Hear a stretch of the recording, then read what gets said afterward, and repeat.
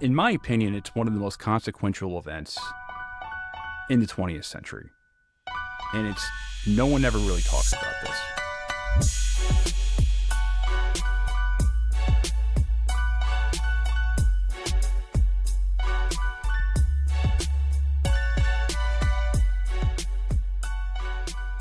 What's going on, everyone? Welcome to another episode of Bro History. It's Henry Zamota and Danny Abdel-Jabbar. What's up, my friend? How are you? Chilling, man, as per usual. How about yourself? I'm doing well. How was Greece, my friend? Yep. Oh, man, it was awesome. So first of all, I didn't know that I wanted to go to Greece until I went to Greece. I had very little expectations. I was like pumped about seeing the old shit, and it paid off. The old shit is awesome there. But man, that country is cool. It's nice. It's the first Balkan country I've ever been to, and that was kind of nice to like fly over the Balkans and see it. And it's really rocky, and I didn't know what to expect. I don't know why I thought like the islands were going to be like tropical in nature. They're like deserts. It's a dusty place in the middle of a beautiful ocean. But it was awesome. The people there are awesome. The food was great. Shopping's great.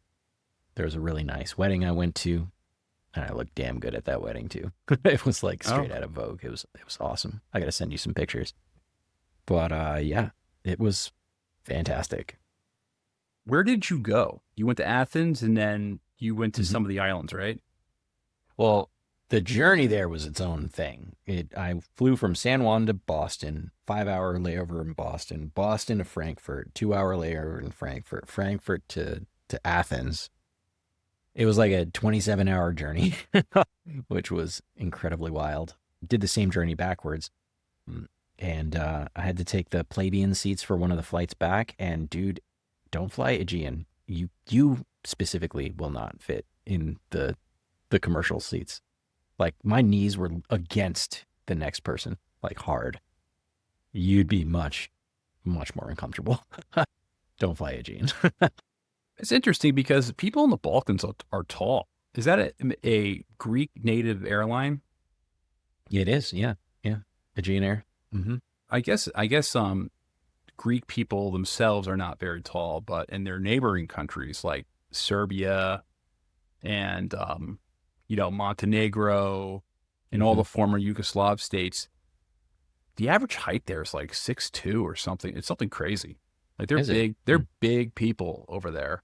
That's why there's so many basketball players. Yeah, I wouldn't have described the Greeks as particularly tall, but I also wouldn't describe them as short. They were just kind of like not average so much size. Greeks. Yeah. Not so much Greeks. More so like Balkans, like that. Those Slavs, the guys, the people who got all the Slavic blood. Yeah, because I think the Greeks are a little bit more separated. They don't have as much of that like Southern Slav blood. I think that's where like the tallness comes from. I mean, that's why I think I'm tall, is because I'm half Slavic. But I guess there's tall people everywhere. In Europe, I'm not sure the average height difference between the U.S. and I guess if we took an aggregate of all European countries of what the difference would be. But I would imagine that Greece is on the shorter side.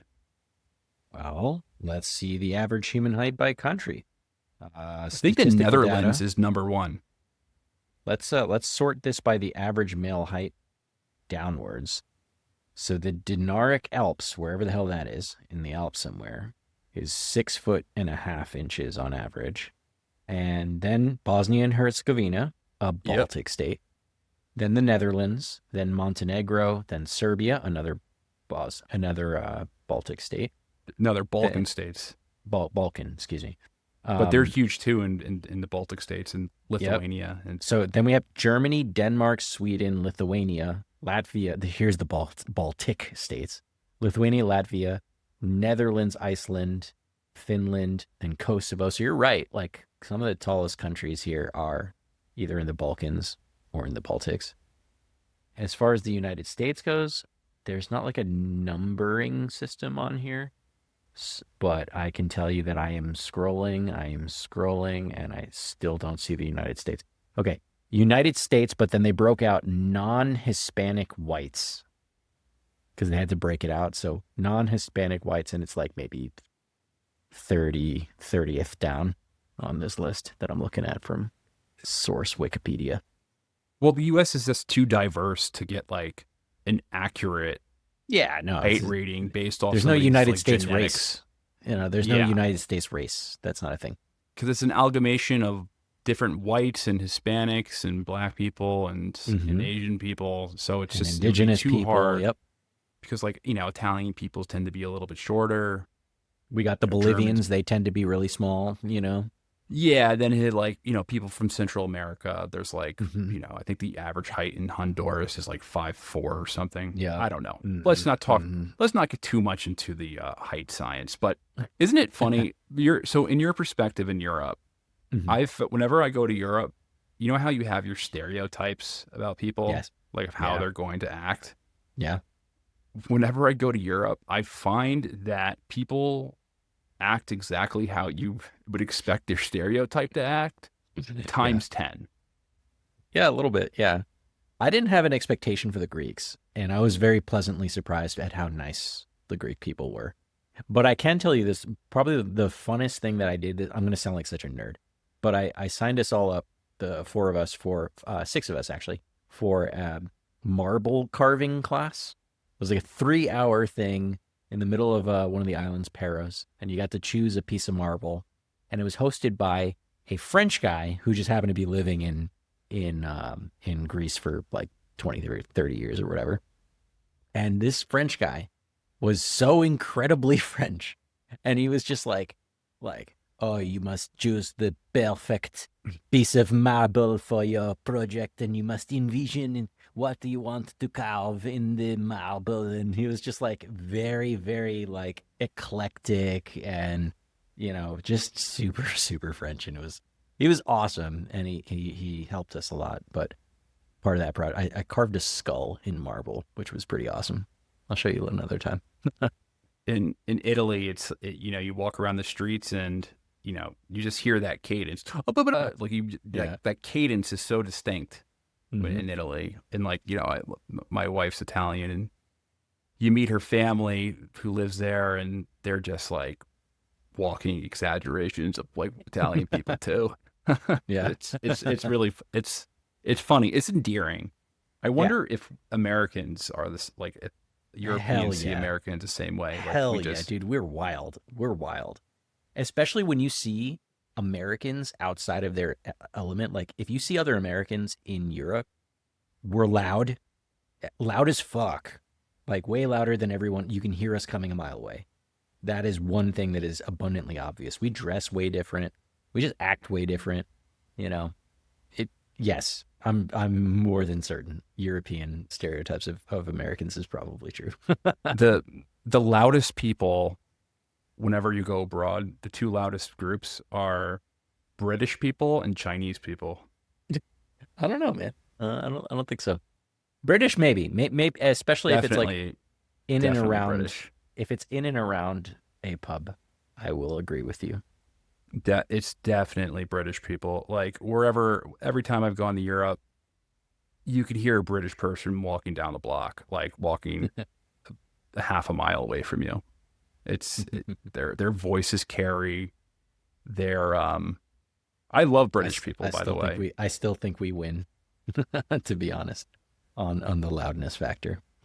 So I was in Amsterdam, and I was with my buddies there, all Americans.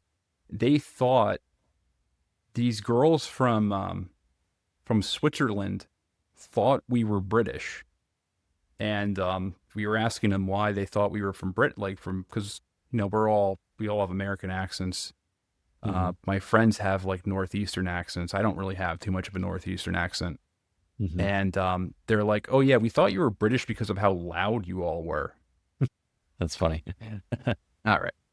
Well, let's get cracking. So it's funny that you went to Greece, because I've been wanting to do an episode on this topic. I had no idea you had this trip planned as I was doing this research. So it's I guess it was meant to be. Serendipitous. So yeah. And the topic I want to cover today, and you had mentioned, you did some research on this as well, is in my opinion, it's one of the most consequential events in the 20th century. And no one ever really talks about this. You have to read. You're not taught this in school for some odd reason. Even in AP history class, you're not even advanced high school history classes. It doesn't really touch on this topic. And I think this is one of the events that sets the precedent for how governments act towards human populations or ethnic groups over the following decades, which, go into the Second World War, where humans were treated very poorly by governments. And this was the event known as it was a population exchange between Greece and Turkey in 1923. Yeah, dude, it's super, super wild. I can't wait to get into this one. So just to give you kind of a synopsis of this. So after World War I, the Greeks and the Turks, they go to war for about 3.5 years. During this war, there's horrible atrocities. Hundreds of thousands of people are killed. Atrocities are being committed by both sides, by the way. Most of them are civilians. And it's characterized by race riots, lynchings, mob violence. There's purges of entire ethnic enclaves. It's really, really ugly. And I grew up in a neighborhood where we had a lot of Greek people. After Italian and Irish and Polish people was probably Greek was the fourth largest ethnic group. And a lot of my Greek friends, they had this weird, you wouldn't even ask them about this, but they would bring up how they didn't like Turkish people. And I'd be like, dude, we don't know any Turkish people. We don't when's the last Turkish person you've even been around? Right. I'll never forget my buddy, his name was Thanos. Super Greek name, right? Thanos? We were in a cab. Yeah. Just snap. We were in a cab driver, and it was a Turkish cab. He got on his phone. He's the type of guy who would go to Greece for 3 months out of the year. He had family there. He spoke Greek to his family. And he was calling someone from his family, and the cab driver was Turkish, and the cab driver was like, "Get out of here, you filthy Greek! Get out of my cab." In Greece? In English, he said that. No, I mean, but in Greece, in the country? No, in America. Oh shit, that's even crazier. In America, and obviously there was this whole thing that happened after that. They started yelling at each other, and I'm just confused. I'm like, what the fuck is going on? Where did this come from? Why am I embroiled in some ethnic conflict I have no idea about? But it was just one of those weird situations where I've always picked up on. You've seen it. If you've seen a movie, My Big Fat Greek Wedding, the family, the grandma is always like, "Don't come for me, you filthy Turks." Yeah, I hadn't thought about that, but yeah, you're right. Yeah. So there's a violent history between the two groups that goes on for hundreds of years, but really hits a climax in the early 20th century. So going back to that, you have this very bad situation with the Ottomans falling apart, with different ethnic groups colliding.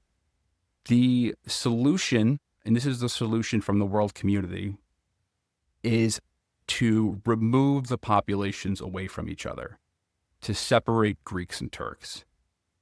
So after the Greco-Turkish War ends in 1922, as part of the peace, Greece and Turkey agreed to swap populations.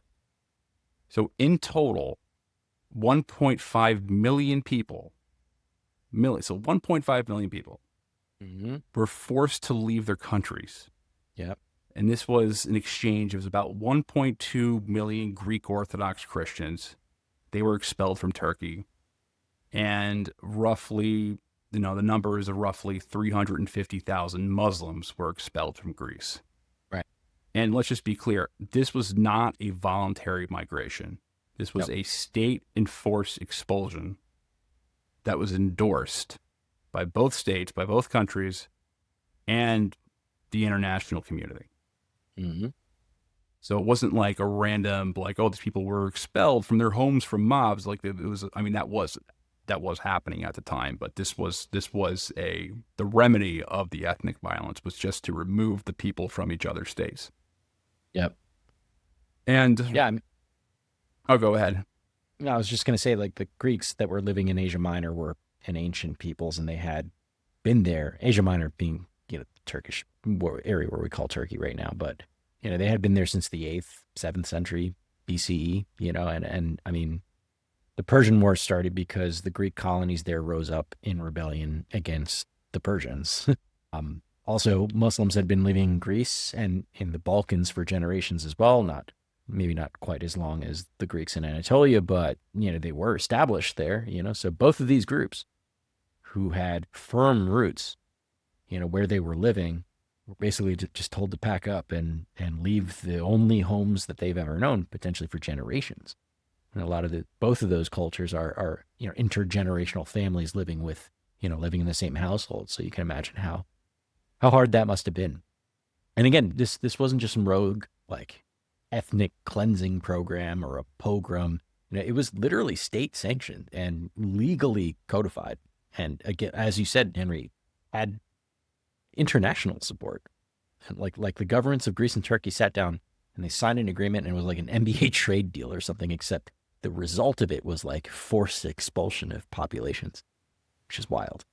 Yeah, it was like we'll trade you our Greeks for your Turks, or for your, I mean, they spoke of it in, kind of a sectarian way. Mm-hmm. So Christians for Muslims type of thing. Yeah. But, the funniest part, and it's not funny, but again, this was seen as like a very practical idea by global leaders. Like, of course, this was what you're supposed to do. And that was, you Muslims and you Christians don't like each other? How about you just get all the Christians out of this country and you put them over there? And then you take all the Muslims out of this country and you put them over there. Everybody's happy. I mean, it was endorsed by the League of Nations, and given kind of the mandate of the League of Nations, and well, that's why the League of Nations doesn't exist anymore. Yeah, well, given the mandate, and that is kind of what you would expect him to think, given a lot of the principles behind it. Mm-hmm. Yeah, I mean, can you imagine if something like that had happened now? Like two countries just deciding to unilaterally ethnic cleanse, or actually bilaterally, not unilaterally, to bilaterally ethnically cleanse each other's populations under the guise of like an exchange. It'd be like an international outrage. But back then people were like, oh yeah, that's how you solve a conflict. Like, can you imagine like what if the U.S. and Mexico, I mean, we're having like a little bit of a, a trade war or a population issue in the southern border right now, Imagine if Mexico decides to kick out all the gringos and we kick out all of the Mexicans and we just do a forced population swap. And I don't mean like the illegal aliens either, right? I mean like literally everyone who's just happens to be part of that other ethnic group, that have been living there forever or for a day, and just swap them. How do you think that's going to work out? I mean, it wouldn't work out well. There obviously wouldn't be too much political will for that, and I don't think that the Hispanic population would want to be shipped back. Obviously, that's the reason for the protest. I mean, like shipping back at that point, right? Like most of these people, in the Greco-Turkish population swap, had been living in those respective areas forever, right? Like like they've just been. That's where they live. Yeah, in the case of the Greek population there, the history goes back thousands of years. In the case of the Muslim population there, probably a couple of centuries, a century, 100, 200 years. 200 years. It's no small amount of time. Yeah. Long enough for, my take is that if your grandparents were born there, you're kind of like sewn to the land at that point. Yeah. But just to go back. And we should probably go back and provide the historical context. Sure. Yeah. It's in one of these huge topics like this, it's hard to know where to start. Mm-hmm. Obviously, the Greek language goes back 5,000 years. Mm-hmm. And if you go back to ancient times, like you said this earlier, Greeks were setting up colonies all over the Mediterranean and the Black Sea, as early as the 8th century. So there had always been Greek city-states in Asia Minor.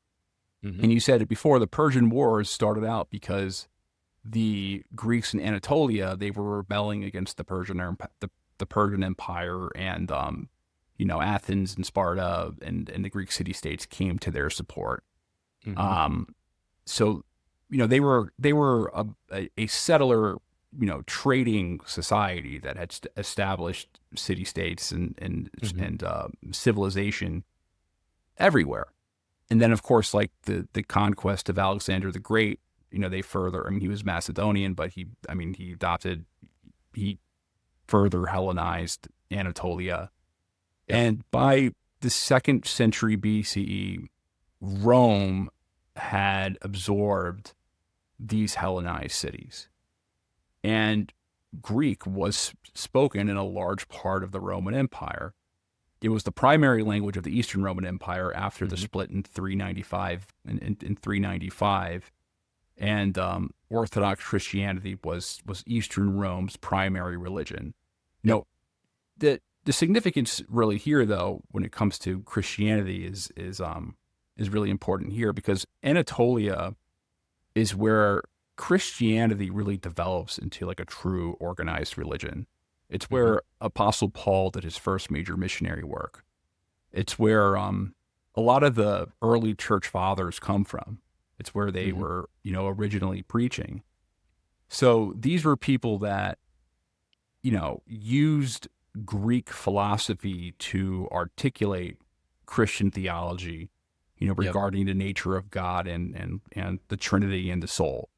Yeah, so there's this really deep. These are ancient Christians. Yeah, yeah. And the Bible is literally written in Greek.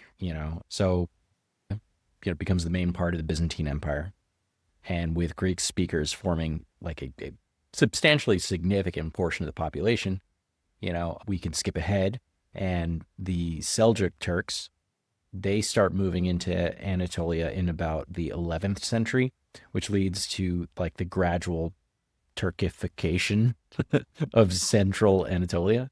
And, many Greek communities remain there, especially in Western coastal cities and in regions like Pontus and Smyrna.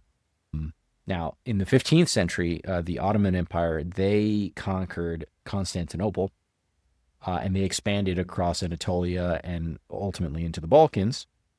Whole story around that.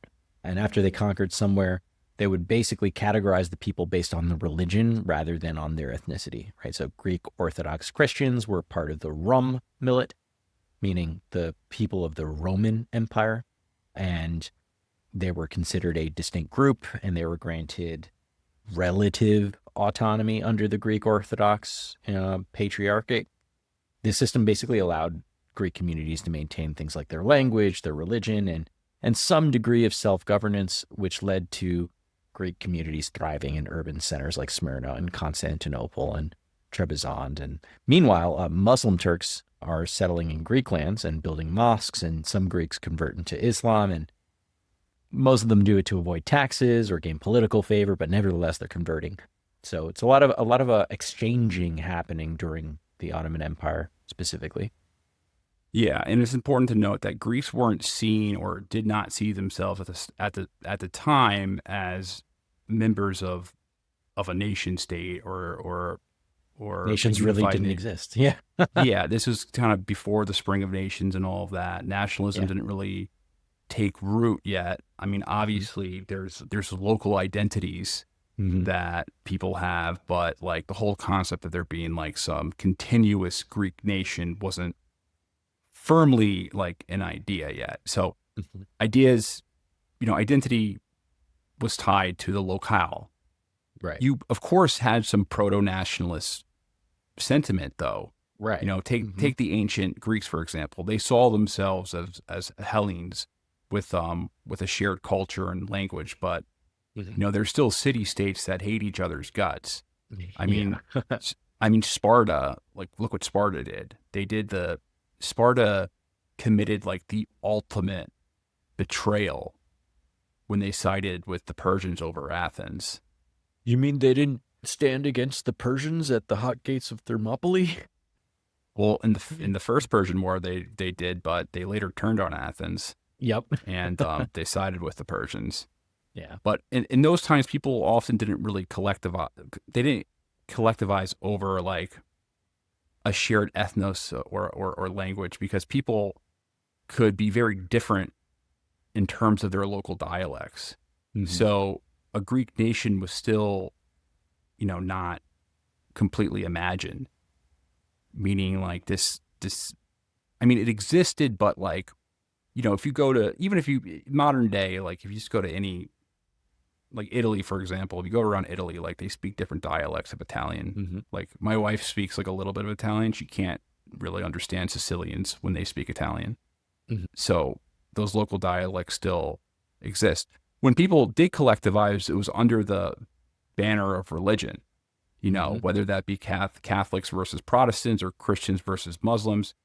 For example, Orthodox versus Catholics. Yeah. Mm-hmm. Yeah. So it usually was beyond on sectarian lines. For example, like the Reconquista in Spain to take back the Iberian Peninsula, that was under a Catholic banner. Right. When the Austrians were fighting the Ottomans, it was under a Catholic banner. So it's not nationalism. It's but it is like a tribal thing, but that's just mixed with religion. But, Greeks is part of the Ottoman millet system. So like, you said it before, like the Ottomans, when they conquered a place, they divided it into millets and that was essentially identity, religious identity, not a national one. So you're a Christian or you're an Orthodox or you're a Christian under the Orthodox patriarch. You're a Jew, you're whatever your religion is, you're a Muslim, and that's how mm-hmm. they divide the different classes. Right.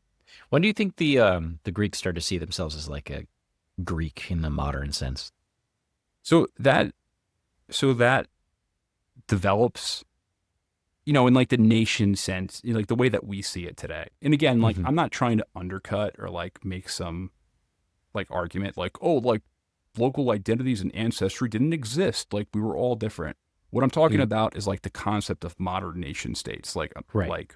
like we live as a singular Greek nation. Like that's what I'm talking about right now. I'm not trying to undercut like someone's ethnic heritage. And of course, sure. like your language goes back, many, many, many years, and there was very unique cultures. I'm talking about in terms of nation states, like nationalism, like a collective state based off the ethnos. That modern idea emerges really after in the 1800s. The several factors made Greek receptive to the logic of nationalism. This spreads after the French Revolution, really. But first, like the Greek-speaking population was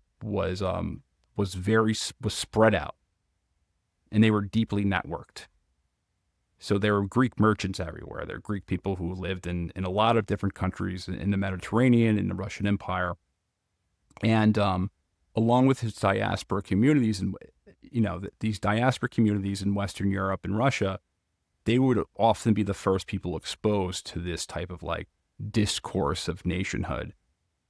The other thing that made them very receptive to, nationalist thought is very obvious, and it's if you know Greek history, the Greeks could point to a classical heritage that was already globally recognized and symbolically powerful. Yeah. So in the context of a Europe redefining itself through national categories, this became political capital. Yep. If Italians could claim Rome, then Greeks could obviously claim Athens and Sparta. Right. And not just as like a history, but as, more importantly, they could claim this as inheritance. Right. So in the case of Greece, it really became, you couldn't be a subject if you're a Greek, right?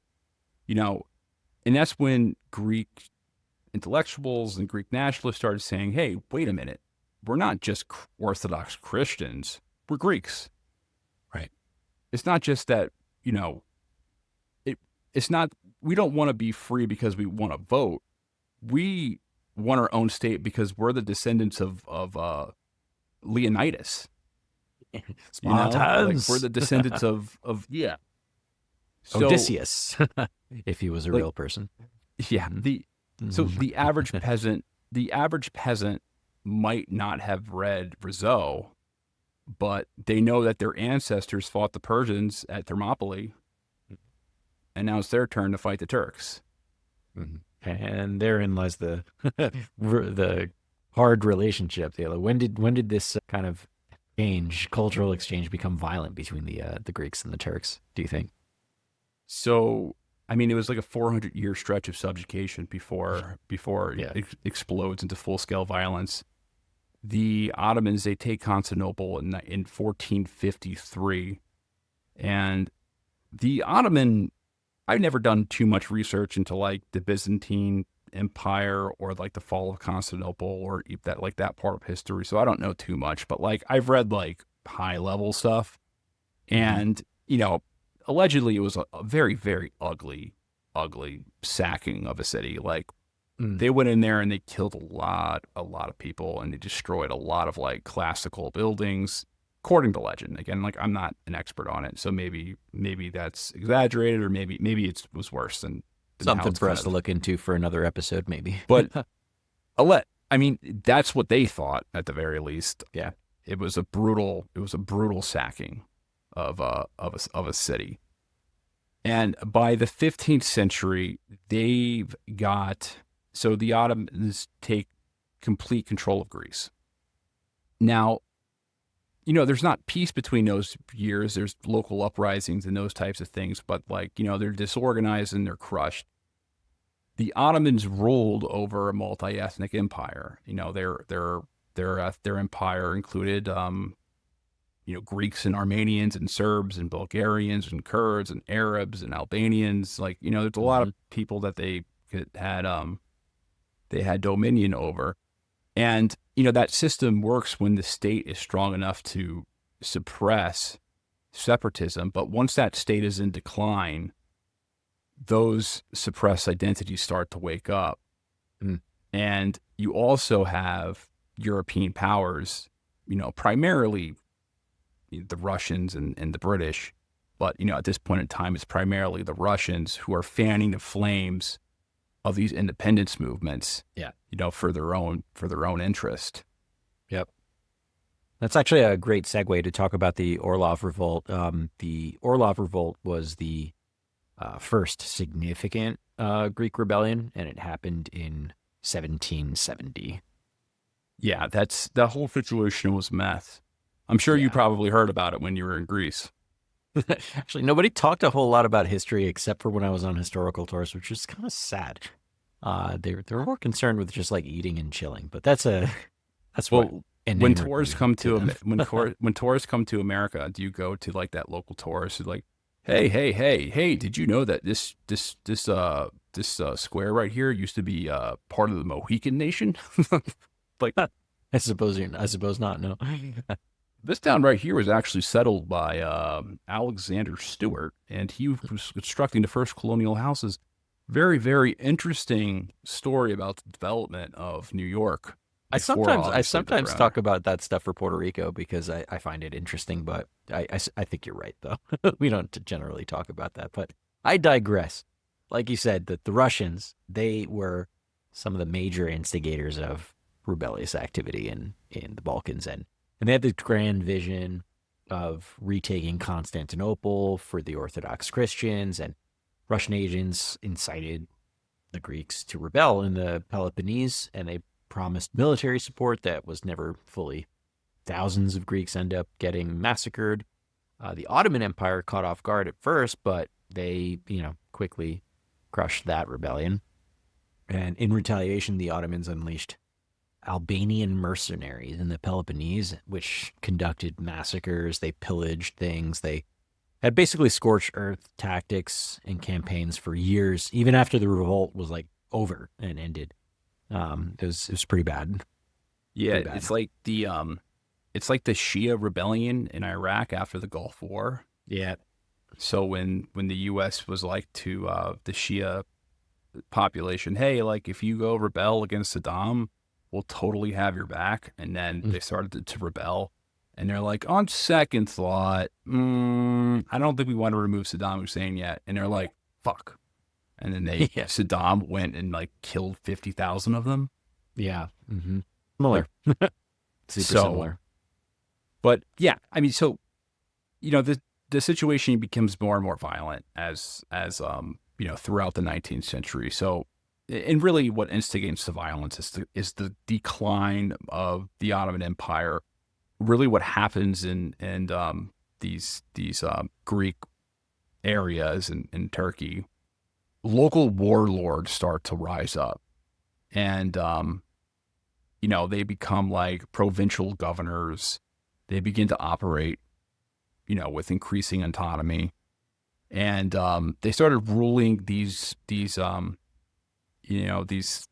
guess like kind of local fiefdoms, almost like they're independent states. While the central Ottoman government, they would sometimes try to suppress these figures. The process was often brutal.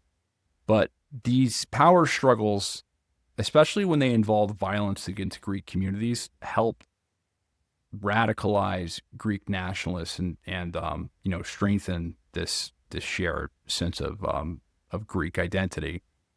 So in response, Greek bands operating in the mountains would perform these raids against the Ottomans.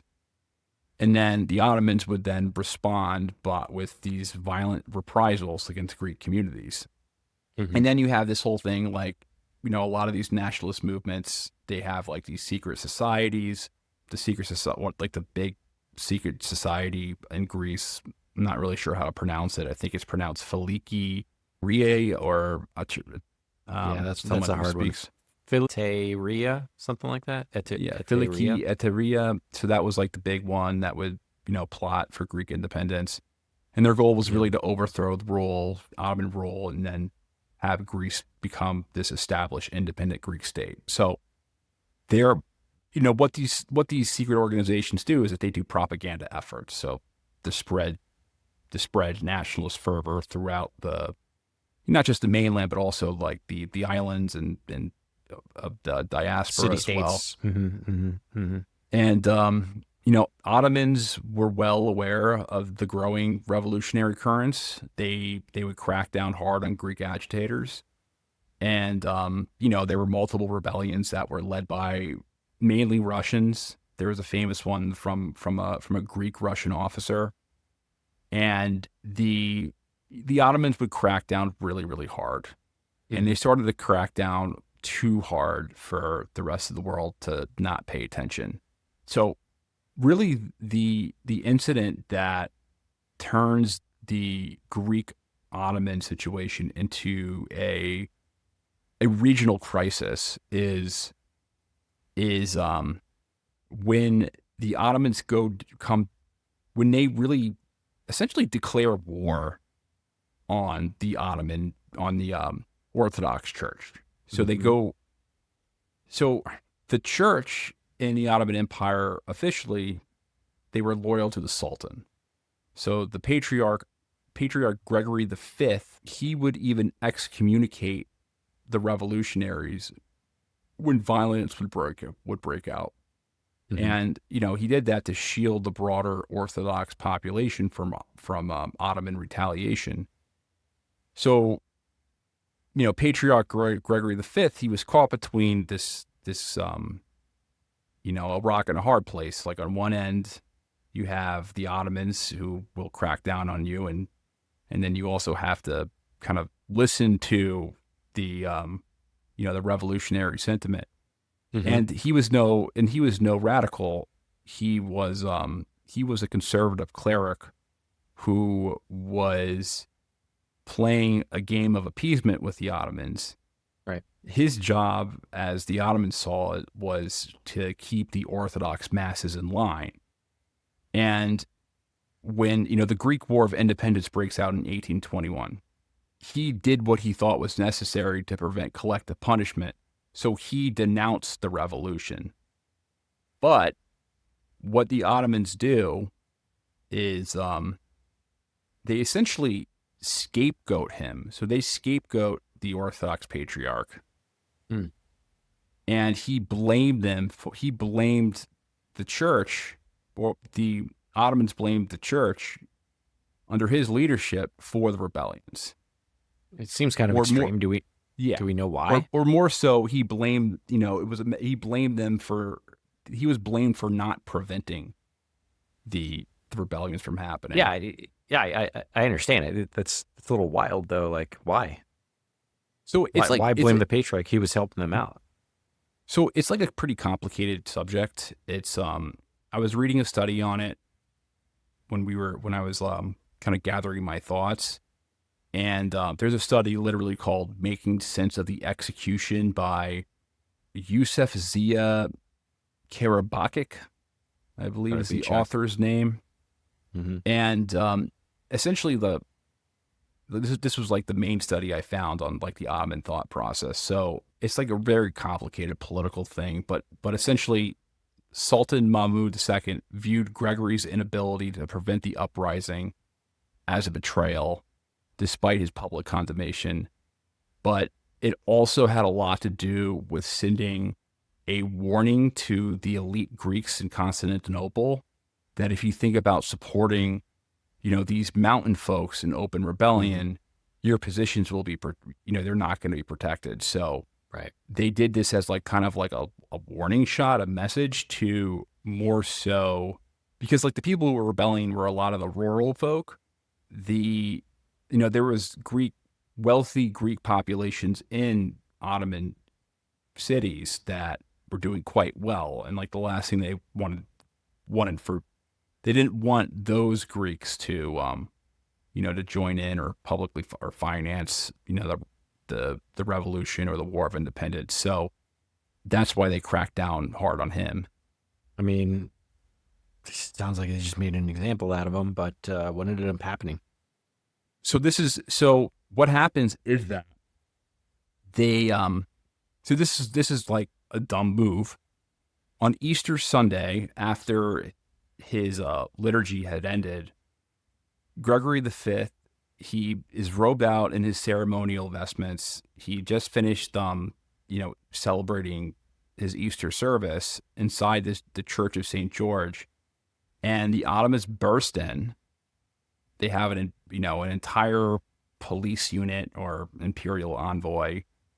They arrive at the gate. They essentially pull him out of the church. There's no accusations. He wasn't arrested for anything. He was just brought out. He didn't resist. Gregory V had actually tried to resign weeks earlier. I guess he saw that this was coming. Yeah, probably. And he, he followed them out to the steps, and he was just executed in a public square. In front of the steps of the church. Wow. Yeah. So he was on Easter Sunday. And they hung him there. They hung him there. And right after he conducted a service, and allegedly he was hung out there for 3 days. And then the next part I'm not going to say because it's going to bring too much criticism, but his body was given to a certain population to drag across the streets. And eventually the body was dumped into the Bosphorus Strait, and his corpse was fished out days later by Greek sailors, and then those Greek sailors transported him to Odessa, and then from there it was sent to Athens, and his relics and his he basically becomes this national martyr. Yeah. So he's a guy who's condemning the rebellion at first, and now he's the most visible victim. Mm-hmm. Mm-hmm. And it's like on Easter Sunday, that's fucking wild. it's a wild miscalculation. It's the Ottomans clearly did not understand. I mean, there's no like unified currents there. There's no like unified pope figure in the Muslim community or in the Jewish communities, but it'd be like if there was like that one high cleric of Islam that gets murdered during like Ramadan or some shit like that, or like during Passover, some high level Jewish leader gets murdered or executed. It's crazy that they specifically went after the religious leaders. You would think that crosses the line, and specifically because like religious divides is how they categorized people. So like going after a religious leader is tantamount to going after that ethnic group, like it's chopping off the head of the snake, so to speak, not to use a snake as the, that's the example here, but you get what I'm saying. Well, think of it in the Ottoman perspective is that they classified people by religion. So inevitably they were going to create some sort of like holy war between the two sectarian groups. We're Christians, they're Muslims. This is a holy war. Right. So the Ottomans try to, make a point in crushing that connection. I feel like they probably had the opposite reaction though, right? They just made it go along faster. So it inspired more violence, and they'd obviously make Greek-Turkish relations a lot worse. But the most consequential thing it does is that it gets the attention of basically everyone in Europe. It becomes like that hotbed issue, like the Ukrainians and something like that. Like everyone's like, oh, these are brutal people. Like they're persecuting the Christians. So you get these reports of massacres because there's a war going on and you're getting these reports of these massacres where tens of thousands of Greeks are slaughtered or sold into slavery. It becomes like these headline news stories in European newspapers that are printing all about like Ottoman atrocities, and this becomes this European humanitarian crisis. Yeah, and you have all these in Paris, in London, Vienna, basically all the major Christian cities. Politicians start rallying for the Greek cause. People are donating money. There's volunteers who are going to fight alongside with the rebels in Greece. But this thing is, though, what's going on, there's obviously a lot of public sentiment to support the Greeks who are rebelling against the Ottomans. But at the same time, the Europeans are also competing against each other. So they're playing this double game. On one hand, they're championing the Greek cause, using these massacres as a pretext to pressure the Ottomans, for different gains and painting themselves as protectors of Christianity. But on the other hand, everyone, by the 1800s, everyone kind of knows that the Ottomans are falling behind the European states. Europe. Yeah, the sick man of Europe, like they're just falling behind, like essentially France and Austria-Hungary and Britain. Like they're falling behind all these states in terms of like economic prosperity, in terms of like their ability to conduct, regional power. So the writing's on the wall. The Ottoman Empire is going to not last very much longer. At this point, they have about 80 years left in them, but the signs were already there. So this weakening empire, it has a bunch of essentially vultures who are kind of circling it. Yep. So Britain, France, Russia, primarily, all wanted to weaken the Ottoman Empire, but not so much that it collapsed entirely. They see the Ottomans as a buffer state or a bulwark against their rival powers gaining too much control, really in the Balkans. And this is, where kind of the origins of the Balkans becoming such a big hot spot in the early 20th century. Yeah. Russia, with its Orthodox Christian ties to Greece, they had these grand plans to expand their influence southward to to eventually they had it in their head that they wanted to essentially become the stewards of Constantinople and revive the Eastern Roman Empire with like the Tsar as its head. That was something that was more written into policy than you think.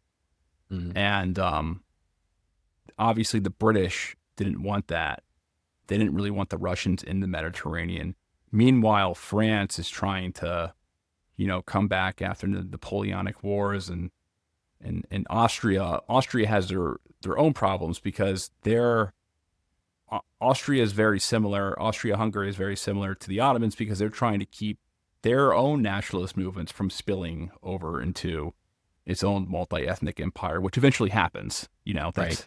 That's exactly what happens to the Austrians. The former ethnic groups of the Ottoman Empire, their nationalist fervor spills into the Austrian Empire, where because both Austro-Hungarian Empire specifically, they both had Serbs, and the Austrians' greatest political fear were that the Serbs in both countries would link up and form a state that would essentially lead to their decline. Mm-hmm. So, which does actually happen. Yep. So everyone's scheming against each other. Like they want to support them, but they also want to keep other countries at bay. Yeah, no, totally. And this leads to something like a NATO style intervention between the French, the British, and the Russians against the Ottomans. So in 1826, the three powers signed the Treaty of London, supposedly to mediate peace between Greece and the Ottomans. But I think the real agenda is more like they were drawing up plans to pacify the region, which means they get to pick sides and make sure Greece doesn't end up under Russian control or totally flattened by the Ottomans. And then when the Ottomans refuse to back down and they keep crushing, Greek rebels, European powers go, all right, it's time to send in the fleet. And this is how you get Navarino, which was a peacekeeping mission that just so happens to wipe out the Ottoman navy and basically seal the deal for Greek independence thereafter. And so the British, the French, and the Russian fleets sail into Navarino Bay, basically under the pretense of negotiating a ceasefire between the Greeks and the Ottomans. But the Ottoman Egyptian fleet is sitting there like just fully armed. At some point, a single shot gets fired. Who fired that shot is still hotly debated.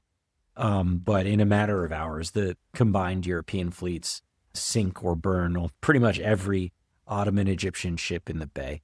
And officially, they say it was a misunderstanding, which I think is hilarious, that things just got out of hand. But that's obviously bullshit. Britain and France and Russia knew exactly what they were doing. They just didn't want the Ottomans regaining control of Greece, and this was a way to make sure that the Greeks got the upper hand without officially declaring war. It was basically a calculated move disguised as an accident, So, yeah. Yeah. So, I mean, interesting story. So it becomes this European intervention. 1830, Greece is finally recognized as an independent state, but essentially you don't really have like any sovereignty. The monarch is handpicked by the London Protocols, and who decides. Greek is basically a king is installed in Greece, and the king is from Bavaria. Yeah. So he's like a 17-year-old German. He's Catholic. He's not even Orthodox. Mm-hmm. Yeah. So they go from being ruled by the Ottomans to being ruled by a German teenager, which is hilarious. And Otto, he's got this Bavarian entourage running the government with like zero understanding of Greek culture.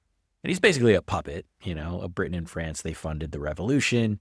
They didn't want to do it out of the goodness of their hearts or like for like altruistic reasons. They're charging a super high interest rate, and they're expecting, Greece to pay up in that way. But, Greece is obviously in ruins at this point. So the war wrecked the economy. Villages are burned. Farmlands are destroyed. So how do they pay it back? They don't. They default. And when they do, Britain sends gunboats to remind them who's in charge, which is wild.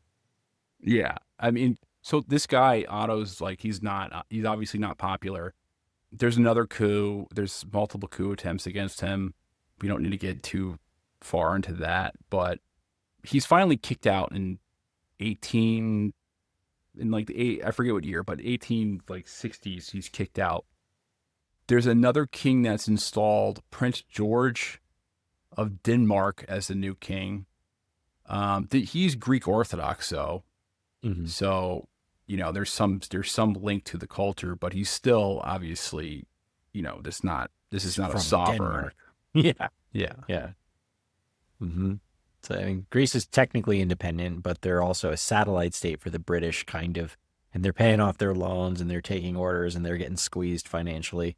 And they gained some territory and a flag, but, the real power is obviously sitting in London, and it's sitting in Paris, and it's sitting in St. Petersburg, and it sets them up perfectly to be a pawn. I mean, think about it. Like, Greece is really strategically located right there on the crossroads of Europe, Asia, and the Mediterranean. I mean, they're just as strategically located as the Ottoman Empire was, or Turkey is today. And, the British love having friendly governments sitting on top of all those naval routes. You know what I mean? And it also means that Greece is like constantly caught between these big players. Like, they're caught between Britain and Russia and France and later Germany. For example, they get pulled into the Crimean War of 1853 to 1856, right? Yeah. Well, the Greeks see the Crimean War as an opportunity to grab more territory, but that's actually shut down pretty fast. Yeah. The British and the French, they prevented them from occupying certain areas, and they basically said this, shut up, this is don't mess with our war. You're messing. Yeah, you're getting in the way. Yeah. All right, I think we should skip ahead a little bit. Maybe just get to the 20th century, and because we're never going to get to the population exchange at this rate. Yeah, fair enough. So in the 20th century, the Balkans in the 20th century, as we alluded, it's compared a lot today with the Middle East of today. It's the global hotspot. It was filled with, just sectarian and ethnic conflict. And, there's wars that break out for independence against the Ottomans. Greece joins the Balkan League with Serbia, Bulgaria, and Montenegro during the First Balkan Wars. And by 1913, the Ottomans had been pretty much completely shoved out of the Balkans. Yep. And Greece comes out with Macedonia, Crete, and parts of Thrace. Mm-hmm. And when World War I starts, Greece is torn between, so they're in a difficult situation because they have two factions. They have the King Constantine I, who's pro-German, and then they have their prime minister, who's pro-British and pro-French. Mm-hmm. And obviously, like, they're, the British and the French, they back the prime minister, and they forced the Constantine to abdicate. So Greece officially joins the Allies in 1917, but, it's still a divided country, and the country is an economic basket case, both financially as well as politically. Yeah, I mean, they're basically perpetually fighting other people's wars and not getting anything, like any positive benefits in return. And I think the biggest disaster of all of this is the Asia Minor campaign that's from 1919 to 22.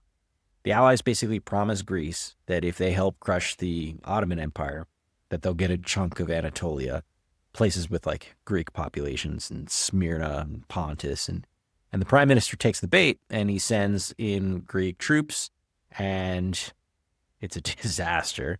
Greece gets hung out to dry. So, at the end of all of this, they actually end up worse off than what they started. But this, basically is the playbook for everything World War I. Hey, Allied powers are like, if you go fuck with the Ottomans, we'll give you something in return.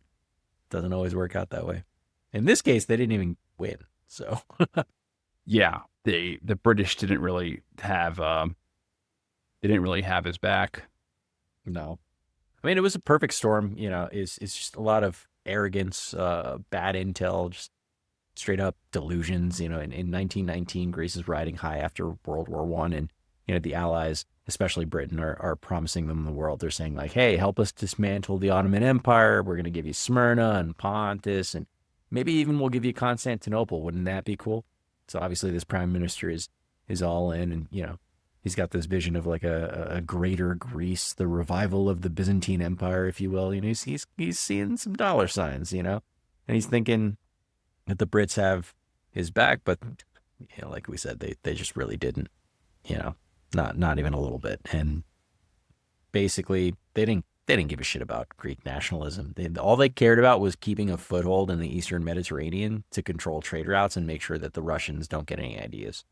And so when Greece lands troop in Smyrna in 1919, they're thinking they're backed by the full weight and power of the British Empire. But when the fighting gets ugly, the British just step back and be like, "Hey, it's your problem. You guys got to deal with that. That's on you." It's pretty bad. Yeah. So I mean, the Asia Minor campaign was a national embarrassment for both Greece and Britain. If you read British accounts from those, it was like a complete embarrassment for their foreign service office. It was kind of comparable to how we look at like the Bay of Pigs. That was like the same sentiment internally in Britain. Like everyone was embarrassed who was involved, and there was in that time there was a lot of like public goodwill between like British and Greek people, and like the Greek state. Kind of like how there's they were sold as like these freedom fighters, so like the British public really liked them. Obviously they allied with them during World War I, so it was like kind of a devastating blow to like the prestige of Britain and their ability to take care of their allies. Yeah, I mean, Smyrna goes up in flames at that point, and it's just like totally catastrophic. I mean, nearly 1 million Greek refugees flooded the mainland, and Greece at the time and arguably today just doesn't have the infrastructure, the food or the money to handle all this influx of population. The economy collapses, political system goes haywire, and the king gets kicked out, prime minister gets kicked out, the army's in shambles. Greece goes from being the would-be Byzantine revivalist empire to basically like a broken, overcrowded, and bankrupt mess of a place, which is pretty. Yeah. So, and it's a sad story, and this is what sets up the actual exchange. Yeah. So let's chat about like the context of the current era. Yeah. So with this, we talk about it now and we're like, oh man, that's a crazy solution. But we're talking about 1923. Right. Europe is destroyed. You've got collapsed empires. You have the Ottoman, the Austro-Hungarian, the Russian Empire, all gone. And, new borders are getting drawn up all over the map. And, the idea of self-determination is taking root, that each ethnic group should have its own state. But the reality, it's much harder to create an ethnic state, especially out of the remains of former empires. So the powers are looking at Anatolia and Greece and seeing Greeks, Turks, Armenians, Kurds all mixed together.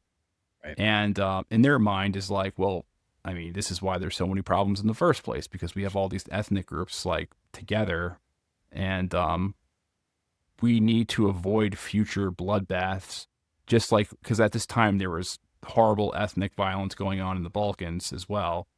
So the answer came that was most apparent. And, maybe it was the right decision at the time. Ethnic homogenization. So separate the people by religion and ethnicity. Segregation, basically. Yeah. And just sequester these people from each other because they can't live with each other. Right. And, here's where the, Woodrow Wilson's 14 points come in. He's pushing he's pushing self-determination, but it's sort of like a Pandora's box, because the League of Nations is created to keep the peace, but it's also, rubber stamping these forced population movements. In their eyes, this isn't real. I mean, the way that we would look at it in the modern sense is that it's an ethnic cleansing, but right. In those times it was population management. It's like, we're not forcing people out of their homes. We're just putting them where they belong, where they belong. I mean, I'm just always so curious about shit like this, because like, when you draw it up on paper, especially within the context of like 1923, it makes sense, right? Like, these people don't like these other people. We see all over the world, especially in in the Balkans, like there's like a lot of ethnic and sectarian violence. So like they come up with this, what sounds like at the time on paper, a good idea of just like, let's just separate them. But like, were they thinking ahead about like, is this doable? You know what I mean? Like, is it possible to actually move these, like migrate these populations in a way that's not going to be just terrible? You know what I mean? Like somebody had to have stopped and think about like, how are we going to move 1.5 million Greeks out of Anatolia?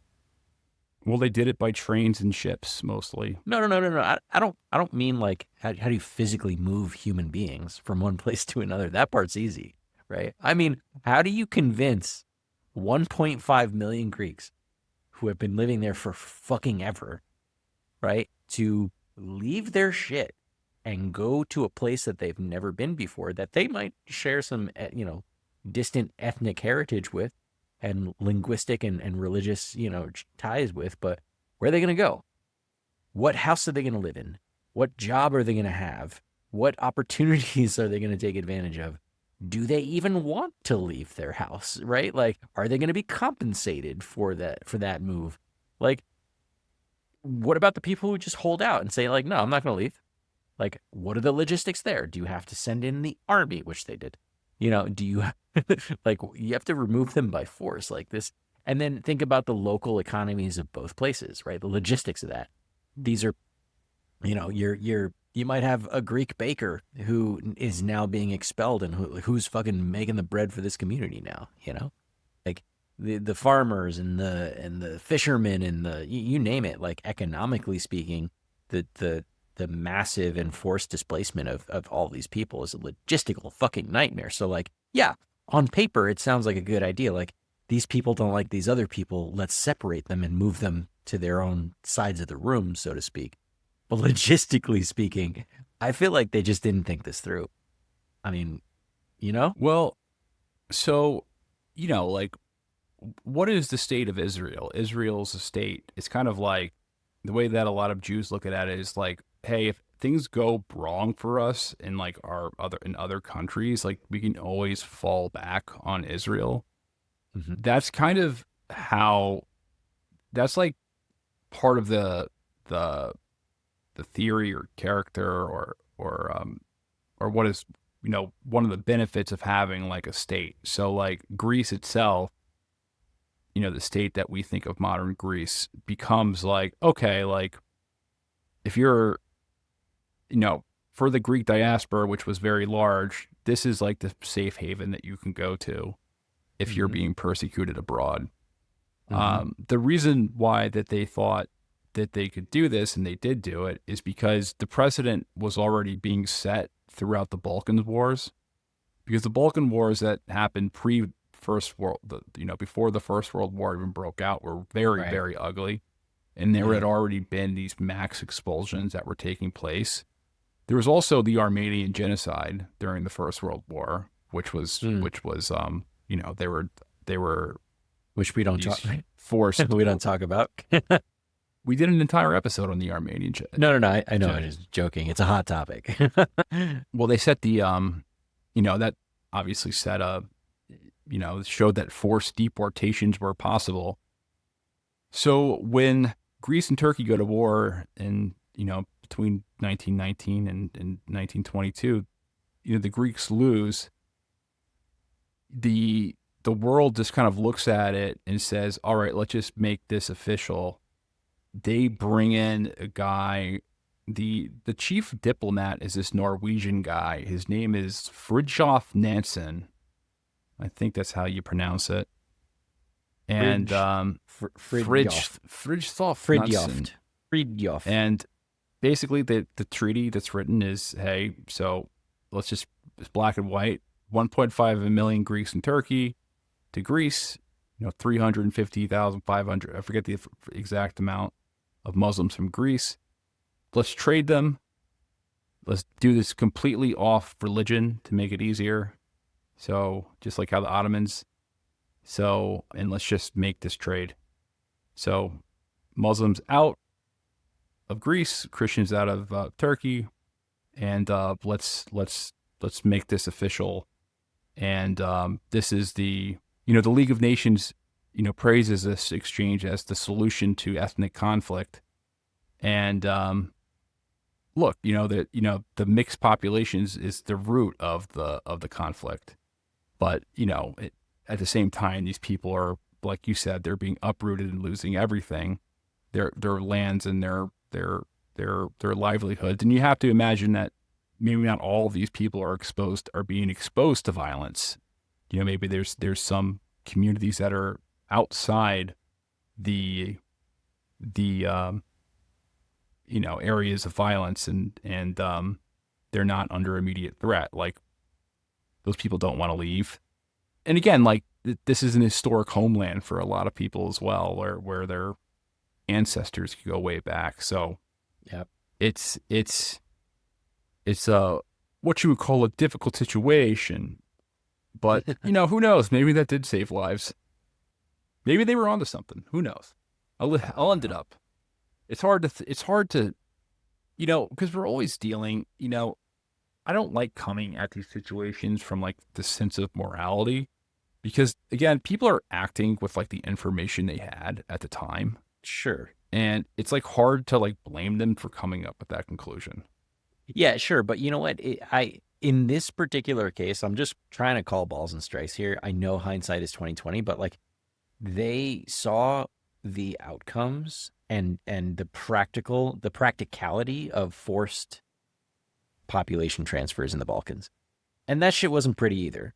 It was actually quite fucked up, And whether they chose specifically to ignore those realities, or they were willfully ignorant about the methods under which those forced population transfers in the Balkans happened, is unclear to me. But, looking from the outside in, looking, from the lens of history, like, if I was in that position and I was pitched like, these people don't like those people, let's just separate them, yeah, maybe on first analysis, I'd be like, that might work. But once you gotta think like 2, 10, 1.5 million steps ahead, because this is a huge endeavor, right? I mean, think about the people that are getting uprooted, losing everything, lands, homes, livelihood. The logistics of this just sounds like a fucking nightmare, It just doesn't. It's like when the solution is worse than the problem. You know what I mean? And certainly is worse for the people that are involved. Now, you raise a really good question though, Henry. Did it save lives? Did it quell further sectarian violence? We'll never know. It's not possible to know. That's some alternate history, postulations that we would have to. The way that they would have thought about it, if you talk to someone from this era, they would have said something like this. And I'm like pretty sure they would have said something like this. If you see two children fighting over a toy, then you separate them. Like, that would have been the type of logic that they're operating on. And it's like it's not hard to come to that conclusion. Like, who knows what this world will see? We can obviously draw up like comparisons, because the reason why I said this was such a significant event in history is because of the precedent it actually sets in motion for future conflicts. Yeah. And just to name a few, obviously, I don't know if you want to do the comparison to Israel-Palestine because, we've already talked about that enough. But if you haven't been thinking it, then yeah, it's but there's other comparisons as well. So sure, there's plenty of partition. Them. There's the partition of India and Pakistan. There were huge population transfers that were involved. I think the primary one, though, the one that I think that this directly leads to are the major population transfers, because this is a lot of people to move. So we're talking about 2 million people that are overall transferred. That's big. That's a big, big, big transfer of human beings. Also as a proportion of the overall populations at the time too, right? So it's like a huge percentage of the population. So 3 million Germans are removed or ethnically cleansed from Czechoslovakia after the Second World War. That's just Czechoslovakia. There's millions of Germans who are forcibly removed from Russia, from the Balkans, from Poland. All in all, roughly around 10 million Germans are ethnically cleansed or are marched through forced population transfers. Right. That sets the precedent for these humongous expulsions of people that take place in the mid part of the 20th century. And in those cases, obviously those are very brutal as well. But I think what really leads to this type of thing happening is that now the modern nation state has the ability to kind of pull off this endeavor. Yeah.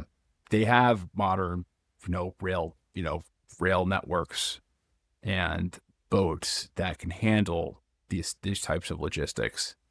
So if they're able to achieve it, then why not do it? 700,000 Palestinians from Israel proper are Arabs, are removed, to either other neighboring countries or to Gaza or West Bank.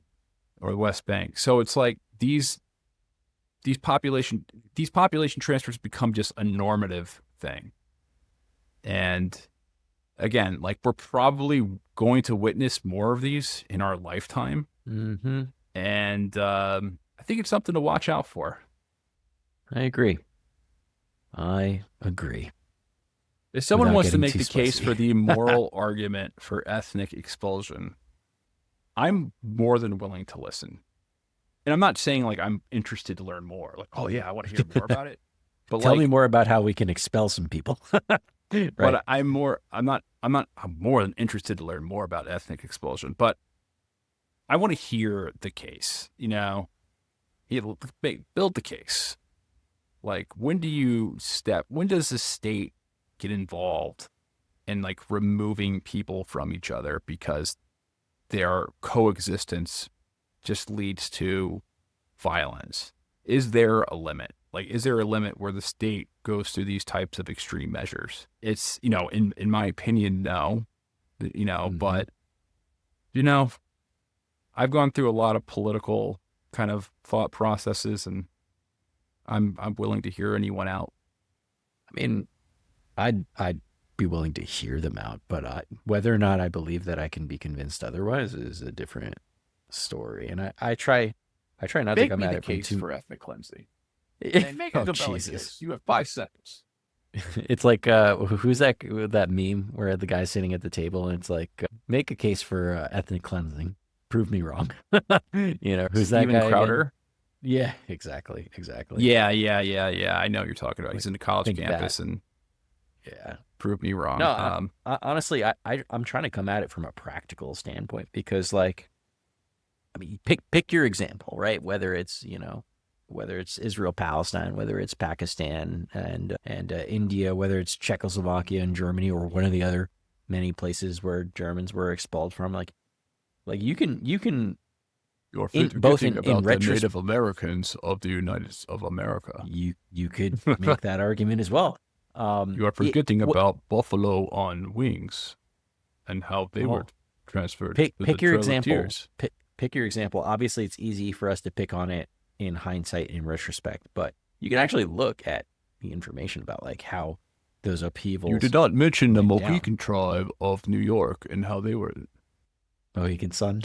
You have not mentioned the Sioux Indians and how they were forced into reservation. All right, you're gonna get us in trouble. But yeah, pick your example. I just not think mention the Salahala. Oh, Jesus Christ, Henry! They were fighting. They were searching the buffalo, and now they are in the white man's concentration camp. We need to end this before we get canceled. Okay. I'm getting tired. That's why. I could tell. I just thought at the end of it, I was like, hey, we didn't talk about like the Native American population being transferred at all. No. And that was going Trail on. of Tears. Yeah. So I just had to bring that up. It's like, hey, I guess the Americans were doing that a lot too. Yeah, we were. Mm-hmm. Why didn't you talk about runs on planes and how his tribe was rides on trains by the white man was forced to go into less fruitful buffalo field? Okay. Let's end this shit there too. Let's end this before the joke goes too far and we lose our YouTube monetization. Right? Am I right? Yeah, right. Okay. Thanks everyone for listening to another episode of Bro History. It is a pleasure serving you content. Danny, what do we need to plug? Lots of stuff. So we've been doing a lot of work on the YouTube side. We're posting shorts and stuff like that should be hopefully fun and engaging and help new people find us, but also just interesting clips and ways for you to engage with us in shorter formats if that's your jam. We're also going to be trying to post more video content. So if you're listening on the Spotify, you might actually be seeing our beautiful, wonderful faces, or we might switch them to avatars. I don't know. We haven't decided yet, but we're testing out a lot of new platforms, a lot of new technologies. We're creating new content. We're adding more stuff for our Substack. And I also posted a crazy video about how I almost got burglarized. So that's on our Substack if you want to check that out. But yeah, lots of new stuff cooking up and lots more to come. So if you like it, rate, review us, leave comments, engage with us in all the different places that you can. And we'd really appreciate it. All right. Peace, guys.